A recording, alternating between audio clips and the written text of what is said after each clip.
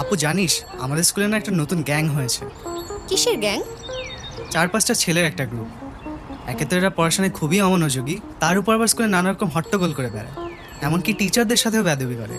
কাউকেই ভয় পায় না ওরা। বলিস কি? আরে ওই তো ওরা। কিন্তু ওইটা অতুল না? রোকনও তো আছে মনে হয়। হ্যাঁ, কিন্তু ওরা ওই ছেলেগুলোর সাথে কি করছে? চল তো দেখি। আরে তুর্য, রাকা আপু, তোমরা এদিকে?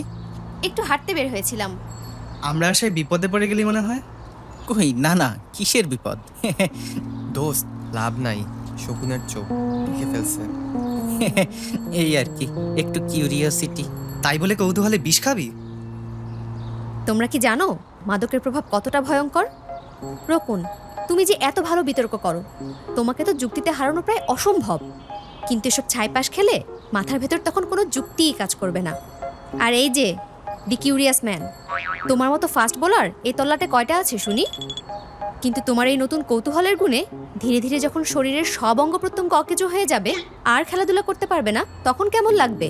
তাছাড়া আঙ্কেল আন্টি জানতে পারলে তাদের কি অবস্থা হবে একবার ভাবতো। আর নয় মাদক। থাক, ফেলে দে। তুর্য, রাকা আপু, ধন্যবাদ তোমাদের। আমরা আর কোনোদিন ওই পথে পা বাড়াবো না। কি বলিস বন্ধু? একদম। এমনকি আমাদের মতো যারা এই বোকামি করতে যাবে তাদেরকেও থামাবো। মাদকের প্রতি কৌতূহল ভয়াবহ পরিণতি ডেকে আনতে পারে।